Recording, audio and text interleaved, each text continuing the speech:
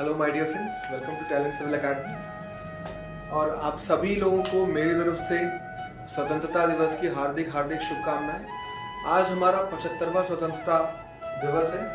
हमें 75 साल हो चुके हैं स्वतंत्र हुए, और ये हमारे लिए बहुत ही खुशी की बात है और बहुत ही भाग्यशाली हैं हम सब कि हम एक स्वतंत्र राष्ट्र में रहते हैं, जहाँ पर हमें अपने मताधिकार से हमारा एक नेता चुनने का अधिकार है, जहाँ पर हमें अपनी बातें रखने का अधिकार है, जहाँ पर मीडिया जो जिसे कि पब्लिक स्टैंड भी कहा जाता है, वहाँ पे चौथा स्तंभ माना जाता है मीडिया। तो हम बहुत खुशनसीब हैं कि हम भारत जैसे राष्ट्र में रहते हैं, भारत जैसे देश में रहते हैं, जिसकी संस्कृति जिसका इतिहास इतना स्वर्णिम है, इतना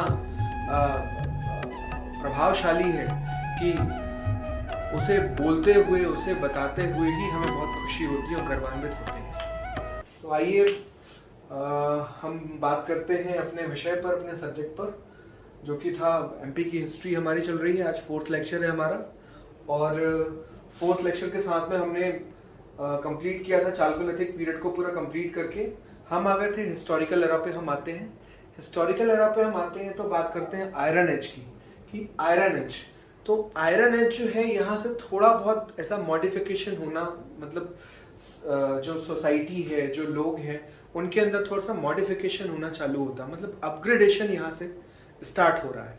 मतलब लोग बाग थोड़ा सिविलाइज हो रहे हैं, उन्हें ये पता चल रहा है कि हम वो कहाँ रहते हैं, उन्हें और कैसे रहना है, क्या करना है। तो ये सारी जानकारी हमें यहाँ से हिस्ट्री से जब हम पढ़ते हैं तो हमें ये मिलती है, और साथ ही साथ जो अपग्रेडेशन है ये भी हमें यहाँ से पता चलता है कि क्या अपग्रेडेशन हुआ। आइए हम बात करते हैं आयरन एज की। तो जो आयरन एज है, इसका जो समय है ये 1000 BC, ये 1000 BC से स्टार्ट होता है।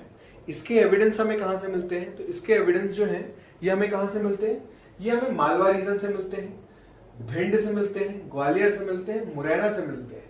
तो ये मालवा रीजन पूरा हो गया, और ये जो चंबल रीजन हो गया, ये जो भिंड, मुरैना, ग्वालियर, ये पूरा ये चंबल रीजन है। ओके, चंबल, तो ये चंबल रीजन हो गया। तो ये इन जगहों से हमें जो है एविडेंस मिलते हैं किसके? आयरन एज के। ठीक है, इसके बाद में एक और समय आता है जिसका क्वेश्चन 2016 में ग्रुप 2 के एग्जाम में बना था। मैं क्वेश्चन पेपर देख रहा था, इसके बीच में ही आया वो, उसे हम कहते हैं महापाषाण काल। ओके, तो महापाषाण काल हम उसे कहते हैं, महापाषाण काल।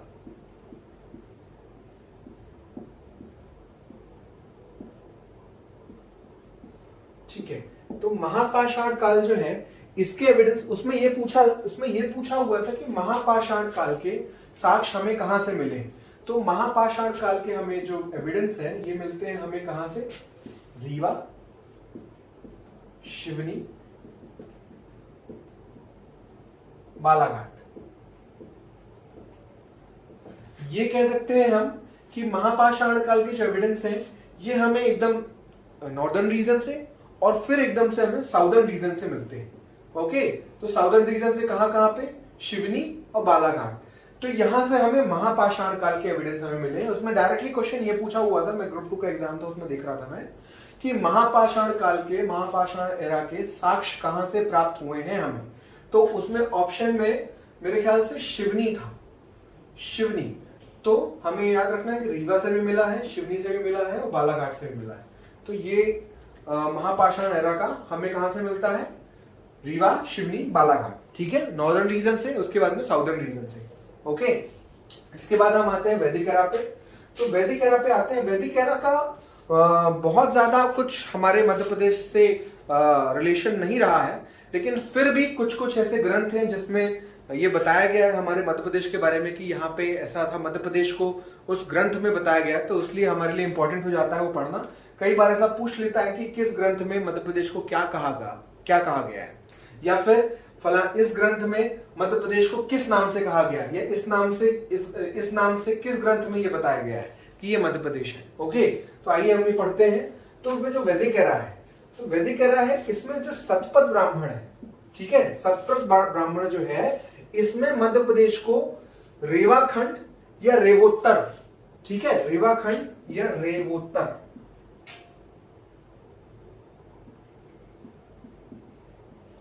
रेवोत्तर, रेवाखंड या रेवोत्तर या दक्षिणापथ, रेवाखंड, रेवोत्तर या दक्षिणापथ कहा गया है। वैदिक एरा की हम बात कर रहे हैं। वैदिक एरा में बहुत ज्यादा वैदिक एरा का कोई भी एक्सपांशन हमारे मध्य प्रदेश रीजन में नहीं था। उसका कारण ये है कि क्योंकि उसका सारा का सारा एक्सपांशन जो है वो नॉर्थवर्ड था, नॉर्थ साइड में था, तो उस कारण से एक्सपांशन जो है उसका हमारे मध्य प्रदेश में बहुत ज्यादा नहीं था। लेकिन फिर भी जो शतपथ ब्राह्मण जो ग्रंथ है, ठीक है, उसमें हमारे मध्य प्रदेश को रेवाखंड या रेवोत्तर कहा गया है और दक्षिणापथ कहा गया है। अच्छा, रेवोत्तर, रेवोत्तर का मतलब क्या हुआ कि जो रेवा नदी, रेवा मतलब होता है नर्मदा, नर्मदा, नर्मदा, ठीक है, नर्मदा। तो जो नर्मदा नदी है, नर्मदा नदी जो है, मान लीजिए ये हमारा मध्य प्रदेश है,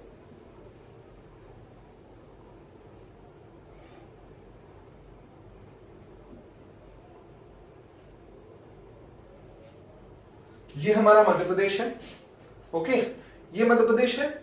इसका जो ईस्टर्न रीजन है, ये यहाँ पे अनूपपुर जिला हो गया, अमरकंटक, यहां से नर्मदा नदी बहती है, ऐसे ऐसे ऐसे से बहती है और इधर जाके अरब की खाड़ी में जाके गिर जाती है, ठीक है, अरब सी में, अरेबियन सी में जाके गिर जाती है, ठीक है। तो यहाँ पे जो नर्मदा नदी है, इसका जो नॉर्दर्न साइड हो गया, इस एरिया को मध्य प्रदेश को क्या कहा गया है, रेवोत्तर कहा गया है, ठीक है। और दक्षिणापथ, तो दक्षिणापथ जो है, क्या होता था कि जब भी कभी इधर से लोग बाग, जब जो आर्यंस थे, जो आर्य थे, जब वो इधर आते थे, जब वो नॉर्थ से नीचे की तरफ आते थे, तो जैसे ही वो नर्मदा नदी को क्रॉस करते थे, यहाँ पे जो बुरहानपुर वाला रीजन है, इसके बाद में नर्मदा नदी के नीचे जो है ये बुरहानपुर वाला रीजन है, यहाँ से जो साउथ लग जाता है, यहाँ से साउथ लग जाता है, ठीक है, साउथ इंडिया जो है स्टार्ट हो जाता है। तो इसीलिए यहां से जाने का रास्ता था, इन्हें पास यहां से तो और कहीं से था नहीं, यहां से इनके पास, इनको पास मिलता था, जो ये यहां से एसेस कर पाते थे कहा, साउथ की तरफ। तो इसीलिए इस एरिया को दक्षिणापथ कहा गया है। तो आपको समझने में और आसानी हो जाएगी इससे कि दक्षिणापथ क्यों कहा गया है और रेवाखंड क्यों कहा गया है, रेवोत्तर क्यों कहा गया है। तो ये आपको याद रहेगा कि वैदिक एरा में कौन से ग्रंथ में, शतपथ ब्राह्मण में रेवाखंड, रेवोत्तर या दक्षिणापथ कहा गया है, ओके। इसके बाद हम बात करते हैं लेटर वैदिक पीरियड की। तो लेटर वैदिक जो पीरियड है, इसमें जो है ऐत्रेय ब्राह्मण, जो ऐत्रेय ब्राह्मण है, इसमें जो है नॉन आर्यंस, मतलब यहां पे ये है कि इसमें ये बात की गई कि लेटर वैदिक में कौन सी ऐसी जाति है, कौन सी ऐसी कास्ट है जिसके बारे में वर्णन किया गया है, ओके। तो कौन सी ऐसी जाति है जिसके बारे में वर्णन किया गया है, तो नॉन आर्यन, जो नॉन आर्यन थे। तो नॉन आर्यन में सिर्फ और सिर्फ किसकी बारे में बात की गई है, निषाद।